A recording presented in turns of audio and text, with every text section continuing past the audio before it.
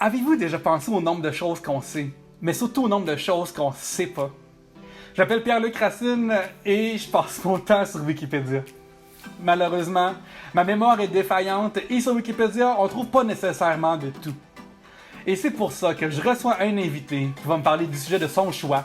Ça peut être un film, une série télé, une histoire d'architecture, ça peut être une anecdote de vie, une leçon de vie, n'importe quoi, tant que c'est surprenant.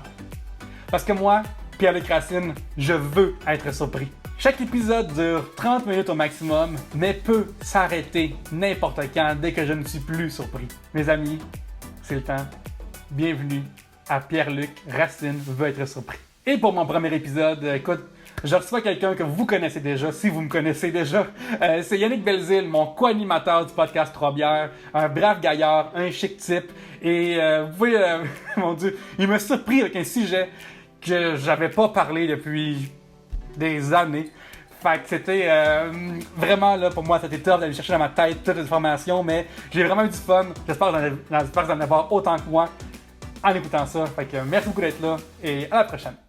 Yannick Belzile, qu'est-ce qu'il y a de surprenant aujourd'hui pour moi? Qu'est-ce qu'il y a de surprenant pour toi? Tu seras pas surpris que si je te parle de l'existence de Megaman. Non, Megaman est un personnage des jeux vidéo de Capcom qui a eu plusieurs versions. Il y a eu sur Nintendo, il y a eu Super Nintendo, il y a eu des versions un peu RPG sur mobile aussi à un moment donné. Et qu'est-ce que je peux dire d'autre? Qu'il y a des méchants. C'est un bon jeu, c'est un jeu que je recommande fortement, qui est vraiment, vraiment le fun. Il se fait appeler la bombe bleue en anglais. Oui. Est-ce que ça te surprend un petit peu? Oui, je savais pas. La bombe bleue, ça c'est au Japon, tu veux dire. Aux États-Unis, il l'appelle le Blue Bomber. T'sais, la même façon que Superman est appelé le Man of Steel, ben Megaman est souvent appelé le Blue Bomber dans les livrets de Capcom et tout ça. Est-ce que je te surprends en t'apprenant son véritable nom japonais, qui est Rockman? Ah, ça je le savais par contre. Rockman, je pense que c'était dans les premiers, genre au Super Nintendo 1 et 2. Je pense que c'est son nom original, tout ça. Ben, ça reste son nom au Japon. Ça a toujours été son nom au Japon, mais c'est juste en Amérique du Nord qui ont décidé de l'appeler Rockman. Mais bien sûr, son ami, sa sœur robotisée s'appelait Roll. Ouais. Mais savais-tu pourquoi il s'appelle Rockman essentiellement? Hey, c'est une bonne question. Écoute, j'imagine que au Japon, il y a beaucoup d'histoires d'enfants robots à l'époque. T'avais des Astro, le petit robot, j'imagine. Oui, si tu regardes, d'ailleurs ça c'est une affaire, si tu regardes mettons les bandes dessinées, les mangas originales de Astro, tu vas voir que Osamu Tezuka, c'est direct de là que Megaman vient. Là. Megaman est comme le fils électronique, pas spirituel. Ou peut-être spirituel, ça dépend si tu penses que les robots ont des âmes, Pierre-Luc. Ça, c'est un débat pour une autre fois qu'on peut avoir. Mais c'est ça, il est directement basé là-dessus. Puis il y a un comic de Astro, le 3e manga, qui s'appelle, par exemple, The Greatest Robot in the World, que c'est Astro qui se bat genre contre 8 autres robots pour montrer genre qu'il est le meilleur au monde, parce qu'il y en a qui sont méchants. Puis l'histoire de Megaman, c'est exactement ça. C'est Megaman, mettons, t'as ton écran de menu avec les 8 autres robots que tu peux attaquer. Fait que c'est vraiment, vraiment inspiré de l'histoire de petit robot. Ça, je savais vraiment pas, ça. Alors ça, je te surprends avec ce petit fait-là. Mais peut-être que je vais te surprendre avec une autre affirmation. C'est qu'il s'appelle Rockman parce que la mécanique de base de Megaman est bien sûr basée. Il y a des gens qui le savent pas.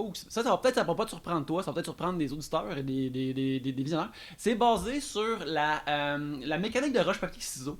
C'est ça l'idée de Megaman, c'est que le papier bat la roche et le ciseau peut battre le papier et que la roche peut battre le ciseau. Et bien que c'est ça la technique de base de Megaman, c'est de trouver la bonne arme du bon Robot Master pour vaincre un autre Robot Master. Alors c'est Megaman dans le fond, c'est un peu Mario Bros mais basé aussi sur le concept de roche papier ciseaux. Ouais, c'est ça dans le fond, tu veux dire que c'est un jeu de plateforme comme Mario Bros. Mais j'avais pas c'est drôle parce que mettons dans le jeu, là, c'est comme tu dis, lorsque tu vaincs un des boss, tu absorbes son arme dans le fond.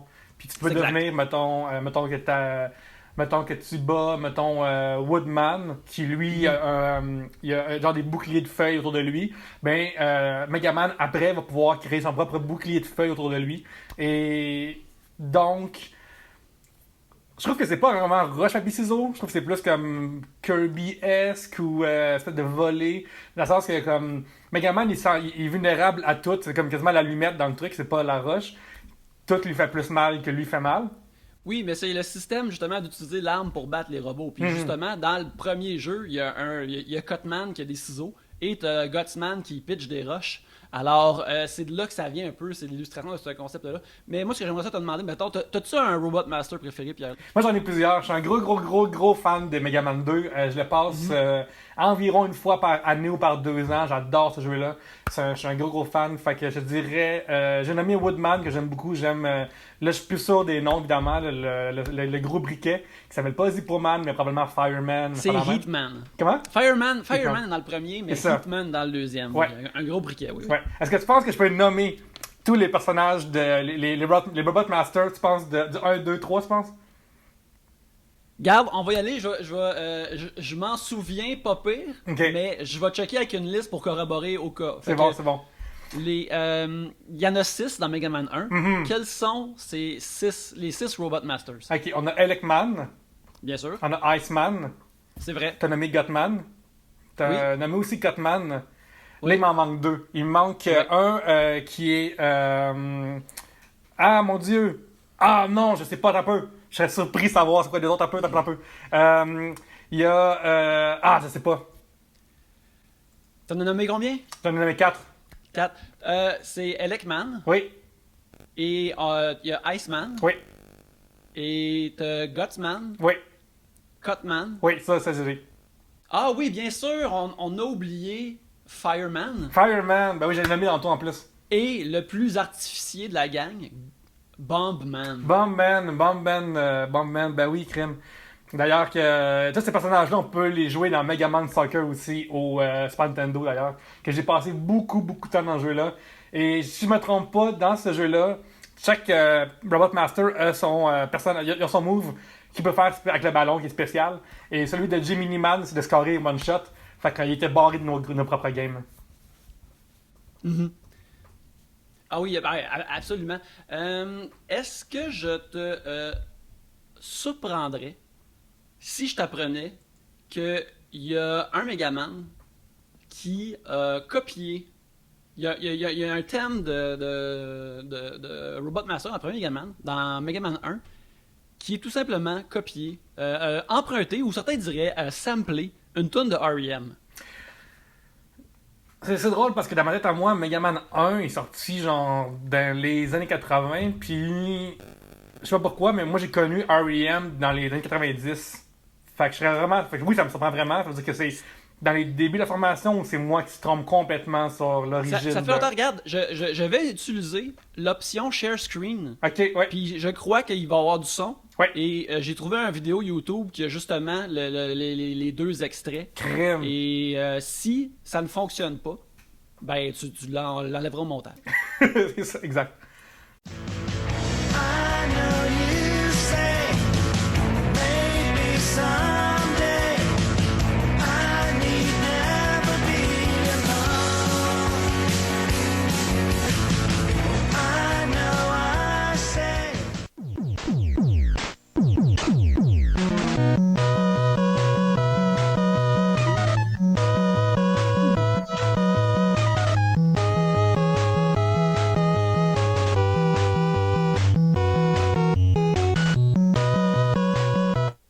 C'est fou! C'est fou comment c'est dans le temps, crème, ça se fait.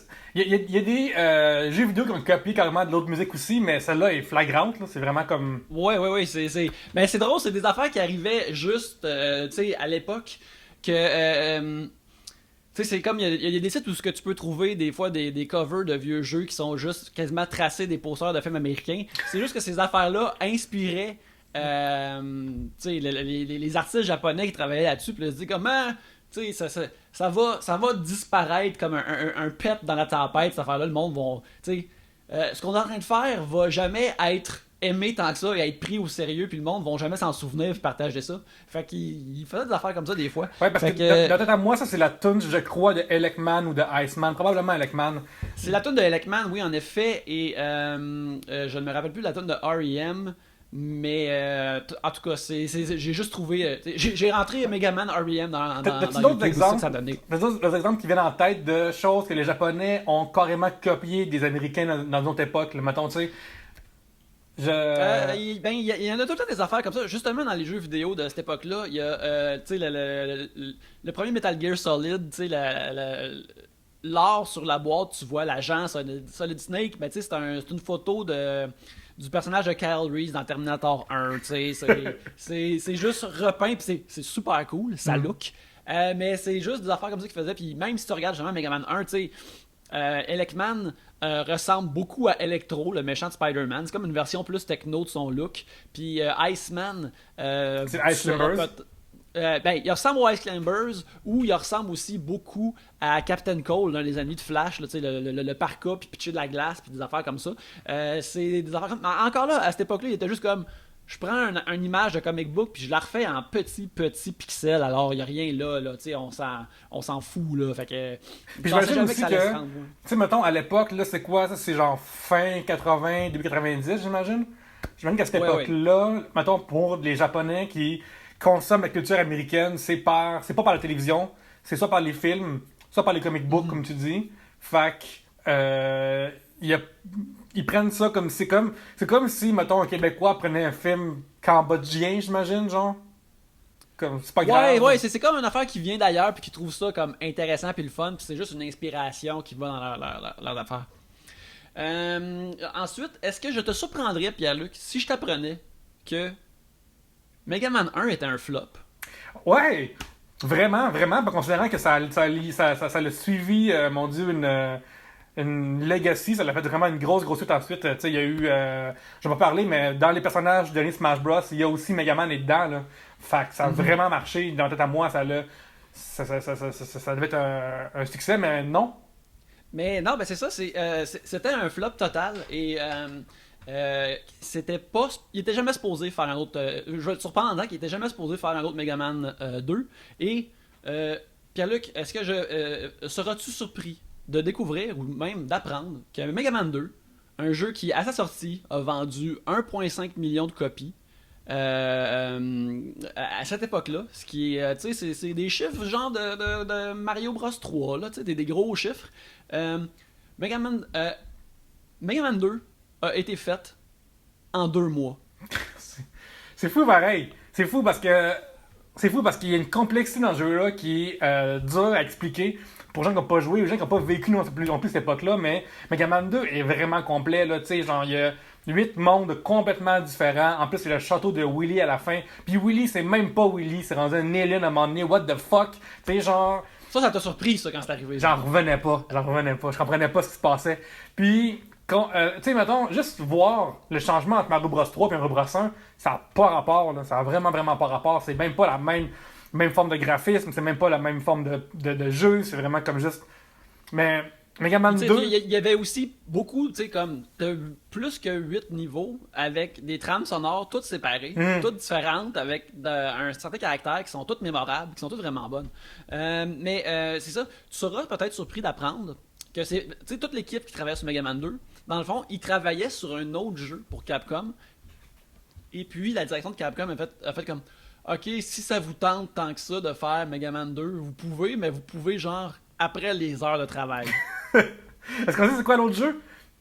Je ne me souviens pas du nom, mais je me rappelle du genre. C'était un genre de RPG de baseball qui a disparu.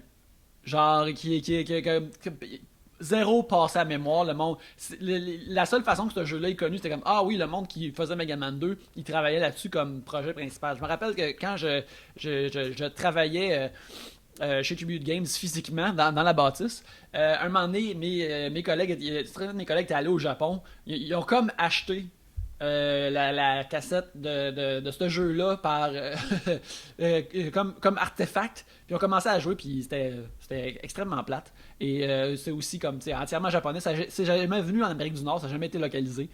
C'était pas bien jouable. Mais c'est fou parce que je me souviens, mettons, même à l'époque, tu sais, mettons, Megaman dans le jeu avec des pixels, mais mettons, une fois plus, sur des vieilles personnes. Dans le temps, quand t'avais un jeu vidéo, la seule façon de voir un peu plus sur l'univers, c'était par la pochette, tu sais.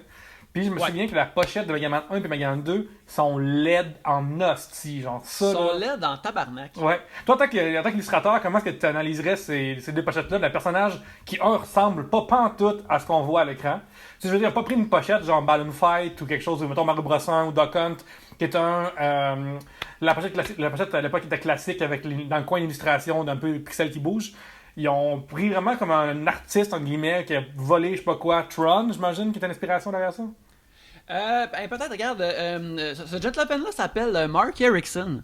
Et je me suis renseigné là-dessus parce que j'ai une lubie pour les artistes de boîte, puis les artistes de packaging, puis le lore qu'il y a sur le packaging, puis des affaires comme ça, parce que c'est quelque chose qui me fascine vraiment, parce que, justement, pour un peu surfer ce que tu viens de dire, tu sais, à cette époque-là, mettons, c'est l'emballage, c'est l'art sur un cabinet d'arcade, genre qui est comme notre premier contact avec ces affaires-là, puis qui forme notre imaginaire de ça, tu sais.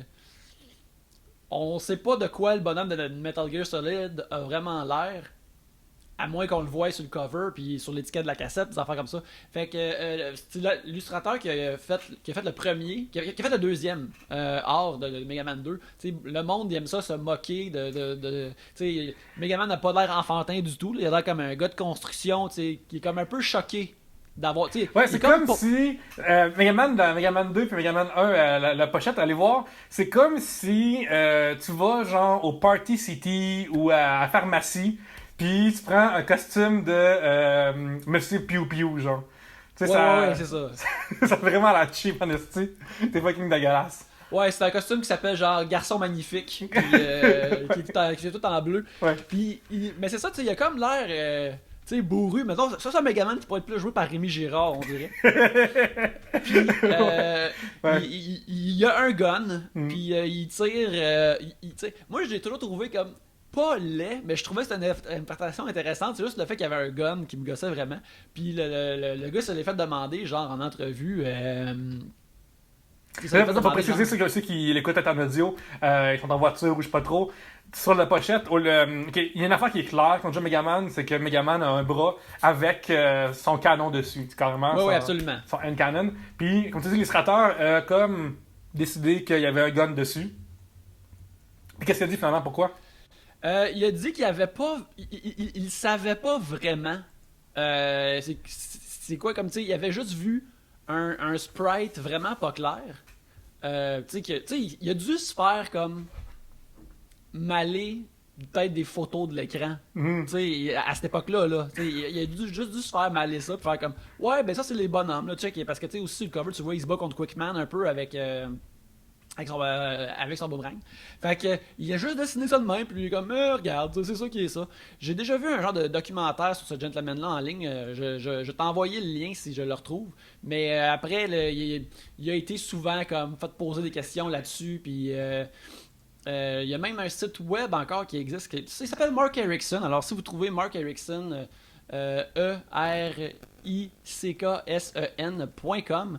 Il est là, puis il y a ses vieux dessins dessus, puis c'est un super bon illustrateur, c'est juste que dessiner Megaman, il était comme, je le sais pas. Mais tu sais, c'était tout, à cette époque-là, c'était tout comme des monsieur avec des moustaches, là, tu sais, avec une top qui swatch pour pas que la cendre tombe sur la peinture pendant qu'il dessine, là. Puis c'était juste un job pour eux autres. C'était comme, calice de bonhomme bleu qui se bat contre l'autre robot, tu sais. Ils sont tous merveilleux. Tu sais, mettons, toi, tu fais les personnages des grandes pays, des belles histoires de pays d'en haut à Radio-Canada, mais c'est comme si quelqu'un au téléphone t'avait dit quoi il ressemblait, mettons. Ouais. Comme David Lahaye, là, mais il va avoir une barbe puis il est curé. Je suis comme, ok, t'as-tu des références? Non, arrange-toi avec ça. Ok, bon, ben, c'est prendre des captures d'écran de lui à Denis Lévesque, puis espérer pour le mieux. Puis après, tu te transformes en genre de Père Noël parce qu'il a dit une barbe, puis tu sais pas comment te. Ouais, c'est ça, je donne une petite grosse barbe blanche de Père Noël, puis j'ai comme good enough. Surtout pour cette barbe-là. Moi, je suis curieux de savoir, tantôt, David. t'as parlé des artistes qui font des couvertures d'arcade, puis des livrets d'instructions, puis des boîtes. Ouais. Parle-moi de qu'est-ce que c'est là-dessus. Je suis vraiment, tout ce que tu vas me dire va me surprendre. Je connais rien, rien. Ok. Ben, tu serais-tu surpris que je pense que je suis encore en un genre d'amour avec la femme qui incarnait April O'Neil sur le cabinet d'arcade de Ninja Turtle 2. Ouais, écoute, C'est de- c'était une femme magnifique. Je crois qu'elle a fait d'autres choses après aussi, je pense, non? Probablement, mais tu sais, elle a comme des gros cheveux de Sigourney Weaver, puis elle a le gros jumpsuit jaune de April O'Neil, puis je la trouve belle. Des fois, je fais juste googler ça, puis je la regarde, puis la joue dans la main, puis genre le coude sur la table de mon ordinateur, je la regarde, puis je suis comme mon premier contact avec les idéaux féminins qui commençait par là. Ouais, parce que je me souviens que sur le côté de l'arcade, elle prenait vraiment comme quasiment l'entièreté aussi. En général, dans l'arcade, il y avait comme un collage, des fois, des personnages, tout ça. Mais elle prenait vraiment comme une forme réaliste, humaine. Mhm. Oui, c'est ça. C'est drôle, j'avais un affaire.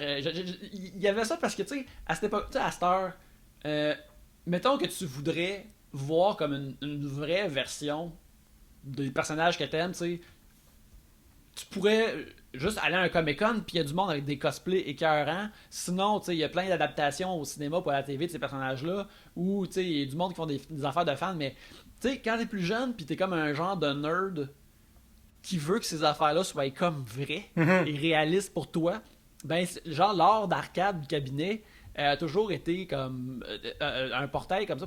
Je pense aussi que c'est une des raisons pourquoi Mortal Kombat a pogné les gens jadis à sa première version, parce que ça avait de l'air comme des vraies personnes. Puis, tu sais, je me rappelle quand Mortal Kombat 2 est sorti, là, il y avait des. Je lisais un magazine qui s'appelait Flux.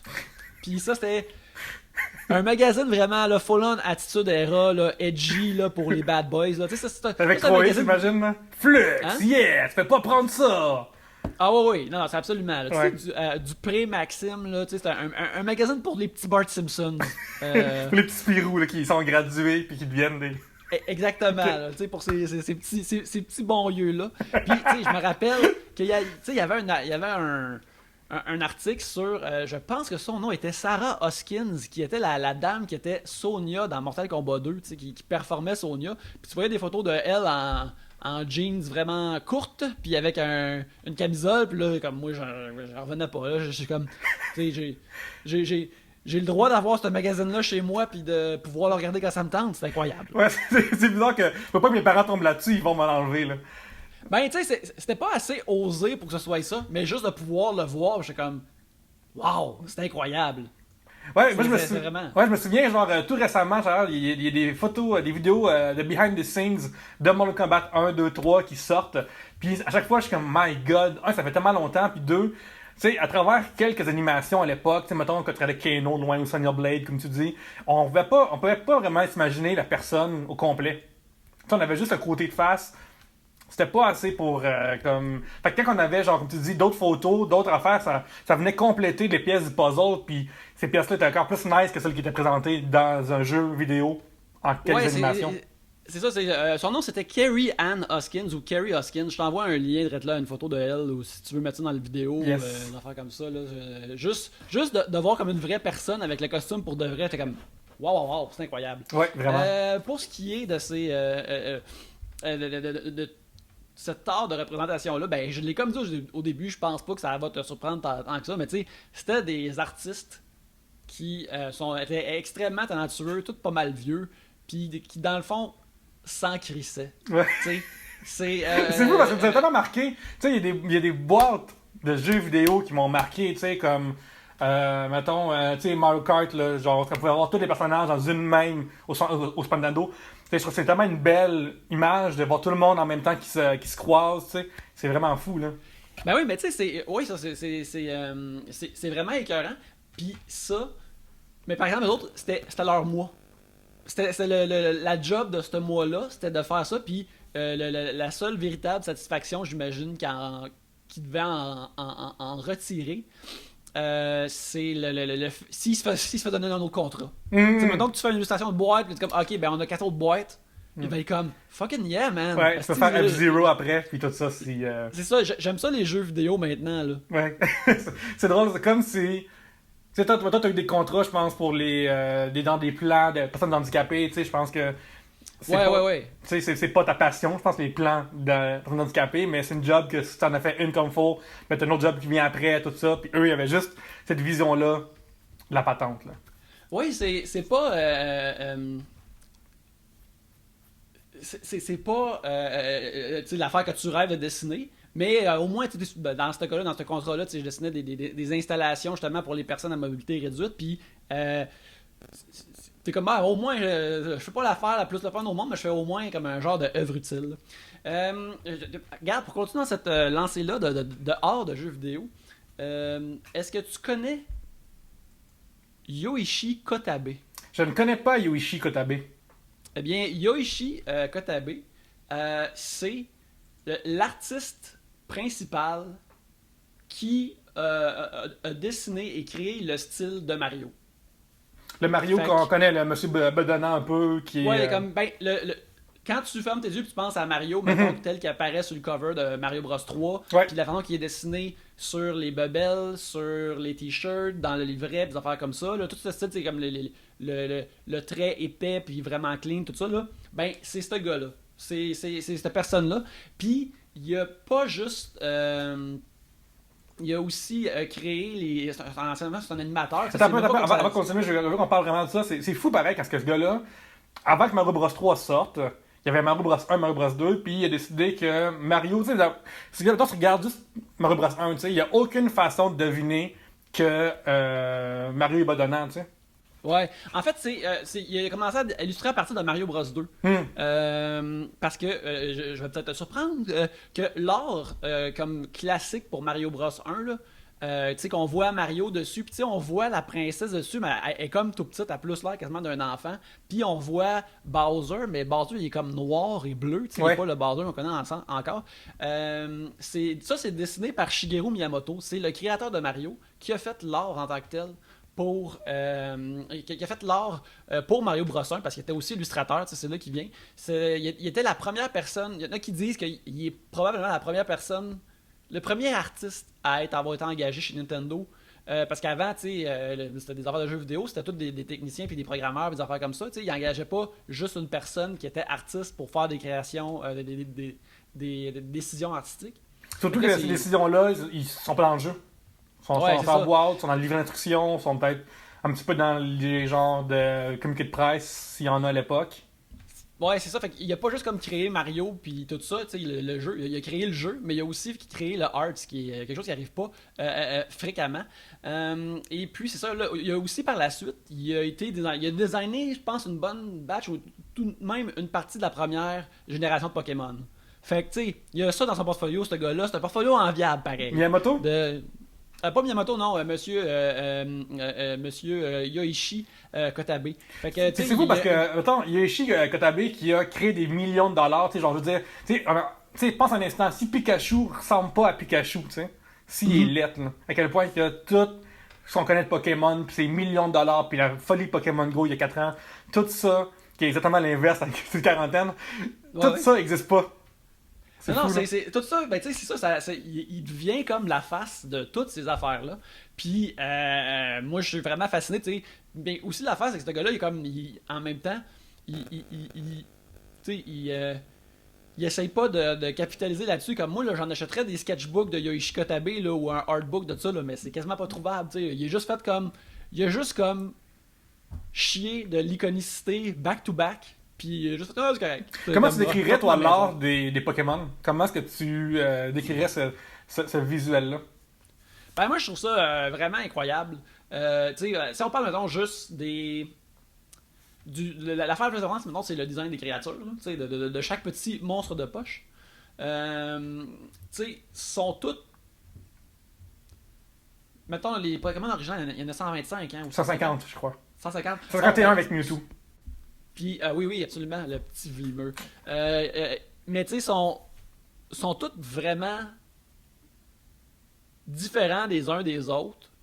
sont toutes vraiment iconiques. C'est une affaire c'est des images que les enfants comprennent immédiatement, puis aussi qu'ils sont capables de dessiner eux-mêmes, ce qui est vraiment important pour le succès d'une idée comme ça ou des personnages comme ça. Fait que moi, je trouve ça vraiment impressionnant. Puis aussi, tu sais, ils ont tous En plus, quand tu penses que, tu sais, derrière ça, il y a une grille de stats, de gameplay pour qu'ils doivent fitter ensemble pour faire un jeu. Fait que, tu sais, c'est pas surprenant que Pokémon soit un énorme succès qui peut être des jeux pour toujours, puis qui est par la suite devenu des affaires visuelles qui vont toujours être charmantes parce qu'ils sont vraiment partis d'une bonne base comme ça. Puis moi, quand je pense, mettons, j'imagine juste, tu sais, là, il y en a eu plusieurs générations Pokémon, puis arrivent tout le temps par badge de sang, des affaires comme ça. Là. Fait que, tu sais, il y a du monde qui vont désigner le 700e Pokémon, même s'ils sont plus loin que ça. Puis il faut que ça reste à ce même standard-là de mémorable, iconique, cute. Puis on sait qu'il y en a qui ont été moqués. Il y a des Pokémon crème glacée, par exemple. Des choses comme ça qui manquent à un moment donné de... Ils sont rendus au bout du rouleau, je pense, là. Ben ouais, ben là, il faut que tu continues à en faire, tu sais. C'est facile des fois d'être de l'extérieur comme, ils devaient arrêter ça, ils sont trop loin. Mais là, eux autres sont sur une machine à argent, là. Faut qu'ils continuent à activer la machine, faut que tu trouves autre chose. Mais ouais, fait que bref, c'est quelqu'un dont l'art, je trouve ça incroyable. Puis c'est ça, il est merveilleux. Super. Hey, le temps est écoulé, ça fait 30 minutes maintenant qu'on jase. Tu m'as surpris pendant 30 minutes à me parler de Megaman et de l'art des jeux vidéo. Fait que merci d'être venu, Yannick. Aussi, merci pour le visuel que tu as fait pour mon projet. Ça fait merci plaisir. beaucoup. Merci. Fait qu'on peut te suivre où, Yannick Belzile? On peut me suivre bien sûr à Trois-Bières, le podcast qu'on anime, qui est disponible sur toutes les plateformes où vous pouvez écouter les podcasts, ainsi que sur YouTube. Allez sonner, alors que vous vous abonnez à la chaîne de Pierre-Luc, abonnez-vous à celle de Trois-Bières aussi. Ben oui. Sinon, vous pouvez me trouver sur Instagram, Yannick Belzile, qui est mon genre de sketchbook / portfolio où je mets mes dessins, et sur Twitter où je parle de pop culture, des choses que j'écoute, et ainsi que sur Letterboxd, qui est le média social de cinéma où vous pouvez suivre les films que je regarde et que je consomme puis que je critique un peu en même temps. Sinon, bien sûr, aussi Trois-Bières a son propre Patreon, alors au patreon.com/Trois-Bières, vous pouvez nous encourager là. Et finalement, sur Facebook aussi, Yannick Belzile, cartooniste robuste, où je poste mes dessins que je fais. Vous pouvez me commander des illustrations si le cœur vous en dit. Super, ben c'était venu, puis merci à tout le monde d'avoir écouté l'épisode. C'est notre premier, fait qu'il va... c'est en fait mon premier, fait qu'il y a des choses qui vont être ajustées, tout ça. Je suis bien ouvert aux commentaires. Et sur ça, à la prochaine fois. Merci d'être là.